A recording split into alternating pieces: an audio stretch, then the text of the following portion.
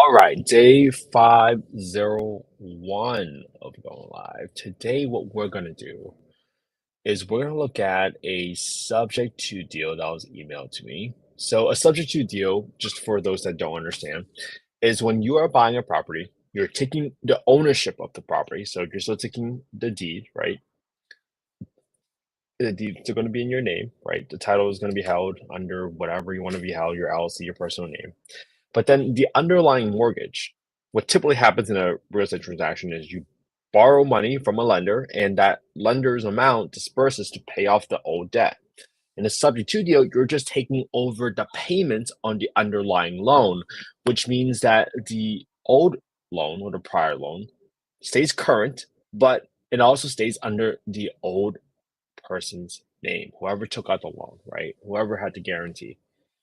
So why people typically sell these properties in subject to is typically when there's some kind of pain or when they're trying to sell a property that they cannot typically get the same amount on the market for today for the price that they're looking for, right? Some situations might be where you have low equity, where if you were to sell the property on the market today, after all the closing costs, you would essentially have to write a check to sell your property, right? You have to reach into your own pocket to sell the house, which is very atypical, but it can happen if you had a very low down payment type of loan product, like a VA loan where you don't really put anything down, and then you don't have any equity left because interest rates went up and prices just aren't where they are used to be. So, for this property in 124 Falkland Street, Huddle, Texas 78634, your purchase price is 449,304, interest rate of 4.12, which sounds like a great interest rate, right? And the total monthly payment is 34.25. The entry fee is $36,000, and this is for a 3-bed, 2-bath, 2194 square feet, built in 2021, so they bought it pretty new. The PITI and HOA totals to 34.25. Right now, this says, hey, the cash of the seller and the agent, they'll get $26,000, and you had to pay them the assignment fee of $10,000, which is essentially a finder's fee. This gets you to FHA loan. So this was probably like a 3.5% down payment type of loan, which is why they're selling it on a subject to deal. Just be very, very careful. Sometimes folks and title companies don't want to perform subject to deals on FHA loans, so you might just self-perform that close, and that gets in all sorts of legality. So just be very careful about those stipulations. Okay. Now let's assume that this 34.25 number is correct. If I look up the rents, right, and I do it two ways. The first thing I'm going to do is I'm going to look up the HUD FMR for this property. And this property is in Williamson County in Texas. So the first thing I'm going to do is look up HUD FMR. I'm going to click on the first link at the top. I'm going to scroll down and click on the Access to Small Area FMRs, and I'm going to look up the FY 2025 Small Area FMRs. Once I have that, go to Texas, Williamson, and then 78634. Now you can see the rent ceiling by zip code by bedroom count for 7634. And you see that the rent ceiling here is 2960. Great. That's a rent ceiling, which means it includes utilities. So if you don't provide utilities to your residents as a Section 8, you have to find out what your utility allowance is. Utility allowance by bedroom count by type of residence, meaning single family home versus apartments. And you have to subtract it. Then you need one more data point. The second data point you want to look for is the market rent. So if I go to affordablehousing.com, I go to the owner section, I go to the market rent estimator, plug in the address, plug in your web account. I can see that on average for 14 units within a 0.49-mile radius, the average rent for a 3-bed is 2204, which is well below the 2960. $700 difference, 2204. So that tells me right away that this property is not going to cash flow when I compare the 2204 to the total monthly payment of 3425. That's probably why they couldn't rent it out. Okay. Now this property built in 2021, this is pretty good condition. I mean, I would say it's pretty much turnkey. Maybe you set aside a little bit of money to paint the place, but that's it. But you're not gonna be able to rent it out, and you have to use the lower of the two because of the test called the rent reasonableness test. So right then and there, right, just to kind of summarize, at this point in time, if my only strategy was to look at it for a Section 8 long-term rental, I would move on. But let's do it out. Let's walk through the entire process so you can see what the actual numbers are. Now, let's go and show you a few items. The first thing I want to talk to you about is the rent reasonableness test. And we just talked about how you had to use the lower of the two, the market rent, in comparison to the rent ceiling on the HUD FMR. This is a mistake that a lot of people don't understand, right? If you refer to the Housing Choice Voucher Program Guidebook, HCV, which was previously known as Section 8 vouchers, if you go to Section 2.2, there's a section called In Conducting Rent Reasonableness. The PHA, or the Public Housing Authority, must determine whether the rent to the owner is a reasonable rent in comparison to rent for other comparable unassisted units. This means that you cannot charge more for a tenant simply because they are a voucher holder. Very important, right? You see that right here. If the market rent is $2,200, they're not paying you $2,900. And that $7 sometimes can be the difference between you cash flowing positive or negative on a deal. In this scenario, it was already not a deal because of how high the monthly payments are. But let's go ahead and go through how to tactically put this detail in here. So purchase price 449. Let's go to the spreadsheet 449,304. That's in B4. Our rehab calculator. This property is how much square feet? 2194. So let's just assume I just need to 2194. I need to paint maybe 25% of the home just to kind of get it right, just in case any touch-up paint needed. But overall, I don't need to do anything else. I don't need to do anything for the cabinets. I don't need a new range. I don't need a new hood. I don't need a new bathroom renovation. Yeah, I'll replace two of the toilets with a high pressure flush toilet so I can avoid those clogged toilet calls. This seems like a good neighbor. I don't need a cage for the HVAC here. I only had that in there because I got HVAC still in my Birmingham, Alabama market. I got one property for the landscaping and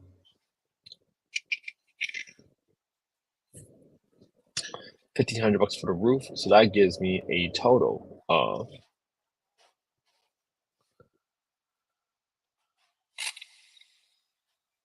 $5,400 for rehab. About $2,200 for my rent, right?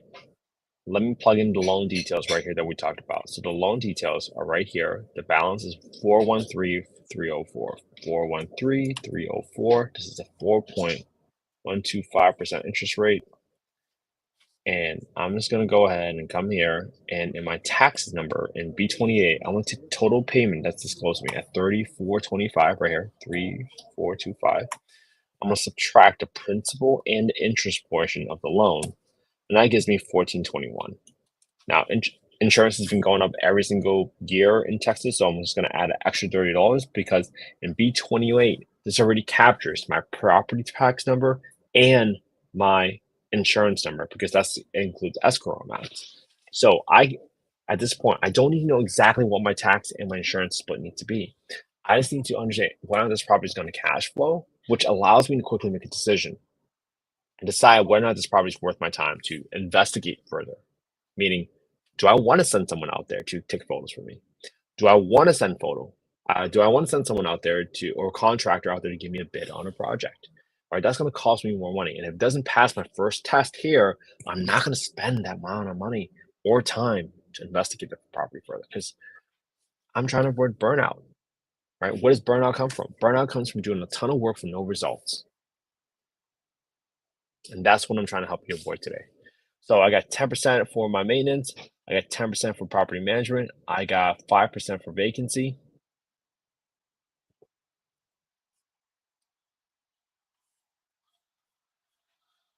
All right, so I got for this property, let's plug in my entry fee of $26,000. 26,000 cash to seller. Plug that in. To $10,000 right here in the E21. Holding cost of 2%. So on this property, if I rent it out for 2,200, even though I'm getting on an attractive interest rate for 4.12%, I would be losing 1,805 a month on this property. Now, again, this is not investment advice. I'm not soliciting any investments on this call. I'm just simply showing you all how to tactically put in details for a creative finance deal because sometimes people will buy properties without ever analyzing it. It blows my mind and it scares me, frankly. But you have to understand how to put these numbers together. You can't just look at a deal and say, "Oh, that's a 4% interest rate," and you just get so deal hungry for to do a deal and say you did a subject to deal that you didn't realize that you had to reach into your pocket for $1,800 a month just to keep the project going, just to hold on to the property. That's scary, right? Because remember, you might say, "Hey, I don't have any maintenance yet," but if you don't set aside money right now, even though it's a brand new house in 2021, you know you're going to replace that roof in 10 to 15, 20 years. Same thing for your HVAC system. Same thing for your water heater. This is money that doesn't belong to you, especially if you're a long-term buy and hold investor. You understand that these will pop up. They will cost you money. So please pay attention. Set aside the money for maintenance, future repairs, future replacements, because if you listen to those folks, those gurus that tells you there's no maintenance, turnkey property, man, it's all a bunch of garbage. Don't believe them. Something will always happen, right? I just got to build to replace my roof on one of our properties in Scottsdale, and it's $15,000 for the roof. I had an HVAC stolen at one of our properties, and that cost me $5,000 to put in. Right? These things happen. Don't be that person that omits these expenses, because then you would be underestimating your expenses and overestimating your profitability, thinking that you're making all this money when in fact you are not. Okay? It's meant to be hard, right? There's going to be a lot of deals that aren't going to be deals, but you will be able to spot them simply because of the practice that you're putting in every single day and staying consistent. All right, so my goal for you today is to copy my homework, right? You can analyze the same deal I analyzed today, right?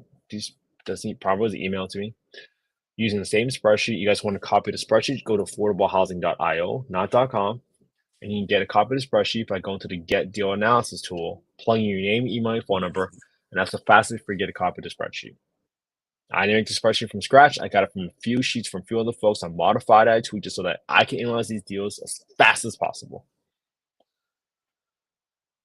And I hope you can use it too for yourself. All right. So again, this is not investment advice. I'm not soliciting any investment call. These numbers will differ by market, by contractor. These are just rough estimates so that you can figure out, hey, at least I know how to think about the renovation. All right. Have an amazing Tuesday, everybody. Hope you spent some quality time with your friends. Thank you so much for supporting the podcast. Thank you so much for sharing affordable housing podcast with your friends. I appreciate you all so much. I'm here today and I'm sitting in this room and I always reflect back when I'm home, and I'm so grateful for all of you. Thank you for looking to make an impact with your time, your energy, your resources to help put a roof over some families' heads. Without people like you, I would have never had the home I grew up in. I am so grateful for that. I'm so grateful to be in the same community as all of you. I hope you all have an amazing Tuesday.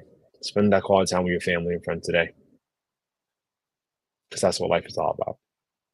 All right. I hope you all have an amazing day. I'll see you all tomorrow for day 502.